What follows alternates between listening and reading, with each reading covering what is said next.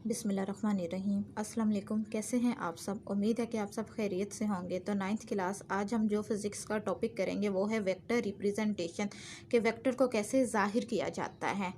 तो सबसे पहले तो हमें पता होना चाहिए कि वेक्टर क्या है। तो याद रखें, जो आपके पास वेक्टर, आपके पास ऐसी क्वांटिटी है जिसको आप डिस्क्राइब कर सकते हैं, यानी कि बयान कर सकते हैं डायरेक्शन के ज़रिए और मैग्नीट्यूड के ज़रिए। आपको पता है मैग्नीट्यूड किसी भी वैल्यू या मिकदार को कहते हैं। तो मैं डिफ़ाइन कर सकती हूँ वेक्टर को कि वेक्टर मेरे पास एक ऐसी क्वांटिटी है जिसमें मैं मैग्नीट्यूड और डायरेक्शन के ज़रिए उसे एक्सप्लेन कर सकूँ, ज़ाहिर कर सकूँ। उसके बाद है वेक्टर रिप्रेजेंटेशन, के वेक्टर को किन तरीक़ों से शो ऑफ किया जाता है, ज़ाहिर किया जाता है। तो वेक्टर को रिप्रेजेंट किया जाता है दो तरीक़ों से। एक हमारे पास है सिंबॉलिक रिप्रेजेंटेशन और दूसरा है ग्राफिकल रिप्रेजेंटेशन।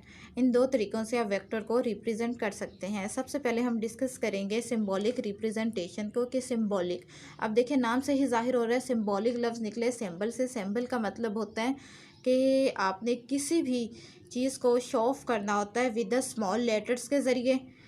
अब यहाँ पे वो स्मॉल लेटर्स आपके पास कोई भी अल्फ़ाबेट हो सकते हैं। अब सिंबॉलिक रिप्रेजेंटेशन में हमारे पास 3 वेज़ हैं जिनके ज़रिए आप वेक्टर को रिप्रेजेंट कर सकते हैं बाय अ सिंबल। अब सबसे पहले जो मेरे पास रिप्रेजेंटेशन है वो मेरे पास है बाय अ बोल्ड फेस, कि आप वेक्टर को रिप्रेजेंट कर सकते हैं किसी भी बोल्ड फेस के ज़रिए। लाइक आपके पास क्या है, आपको नज़र आ रहा होगा आपकी स्लाइड पे कि VEA, कि आपके पास अगर हम बोल्ड फेस के ज़रिए आप किसी भी अल्फ़ाबेट को बोल्ड में लिखते हैं, बोल्ड फेस में, तो वो हमारे पास किसकी रिप्रेजेंटेशन होगी, वेक्टर की रिप्रेजेंटेशन होगी। इसके अलावा आप सिंबॉलिकली वेक्टर को रिप्रेजेंट कर सकते हैं बाय अ लेटर, किसी भी लेटर यानी कि किसी भी अल्फ़ाबेट के ज़रिए। और याद रखिए उस अल्फ़ाबेट के ऊपर हमेशा आपके पास एक एरो हेड होगा। अब आपको यहाँ पे पिक में नज़र आ रहा होगा कि ए आपके पास एक अल्फ़ाबेट है और इसके ऊपर क्या है, एक एरो है। ये जो एरो का हेड है ये बेसिकली रिप्रेजेंट कर रहा है वेक्टर को।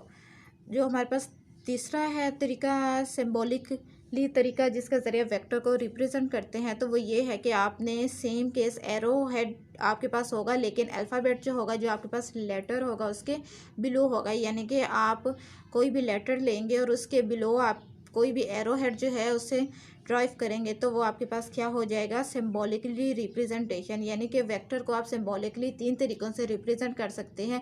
पहला आपने देखा बोल्ड फेस के ज़रिए, दूसरा आपने देखा कि लेटर के जो है अबव आप एरो हेड लगा सकते हैं, या फिर आप किसी भी अल्फ़ाबेट के बिलो आप एरो हेड के ज़रिए जो है वेक्टर को रिप्रेजेंट कर सकते हैं। उसके बाद हम दूसरे तरीक़ों को डिस्कस करेंगे, वो आपके पास है ग्राफिकल रिप्रेजेंटेशन, के ग्राफिकल आप जो है कैसे जो है किसी भी वेक्टर को एक्सप्लेन कर सकते हैं। तो याद रखिए ग्राफिकली जब भी आप एक्सप्लेन करेंगे तो इसके लिए आप रिप्रेजेंट करेंगे एक स्ट्रेट लाइन के ज़रिए, कि आपके पास एक स्ट्रेट लाइन होगी और स्ट्रेट लाइन के साथ एक एरो हेड होगा। अब बेसिकली जो आपके पास जो स्ट्रेट लाइन है ये रिप्रेजेंट करेगी वेक्टर के मैग्नीट्यूड के बारे में। मैग्नीट्यूड मीन उसकी मिकदार के बारे में, उसकी वैल्यू के बारे में। और जो एरो हेड होगा वो जाहिर करेगा वेक्टर की डायरेक्शन के बारे में, कि वेक्टर की डायरेक्शन क्या है।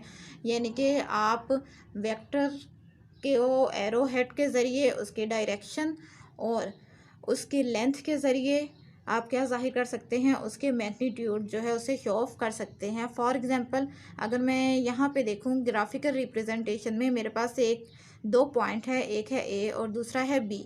अब याद रखें ए और बी के दरमियान में जो डिस्टेंस होगा वो वेक्टर के मैग्नीट्यूड कहलाएगी, यानी कि वेक्टर की वैल्यू कहलाएगी।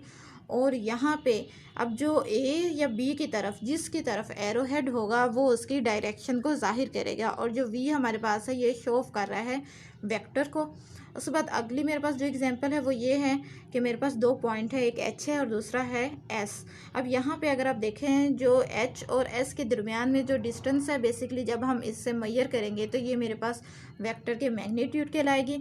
अब यहाँ पे देखें कि हमारे पास एस की तरफ जो एरो हेड है ये जाहिर कर रहा है वेक्टर की डायरेक्शन के बारे में, कि जिस साइड पे जो एरो हेड होगा वो वेक्टर की डायरेक्शन के बारे में शो ऑफ करेगा। और जो आपके पास एच है, जहाँ पे हमारे पास जो एरो हेड है उसकी टेल है, वो उसकी किस चीज़ के बारे में शो ऑफ करेगा, उसके मेन ओरिजिन के बारे में, कि हमारे पास वेक्टर का ओरिजिन मीन जहाँ से वेक्टर का पॉइंट शुरू हो रहा है, और एरो हेड क्या है, उसके मेन डायरेक्शन जहाँ पे जो है वेक्टर का जो एरो हेड है वो फाइंड अप हो रहा है। तो ये बच्चे मेरा आज का टॉपिक था। व्यूवर्स, अगर आपको मेरा लेक्चर पसंद आया तो मेरे चैनल को लाइक शेयर एंड सब्सक्राइब ज़रूर करें।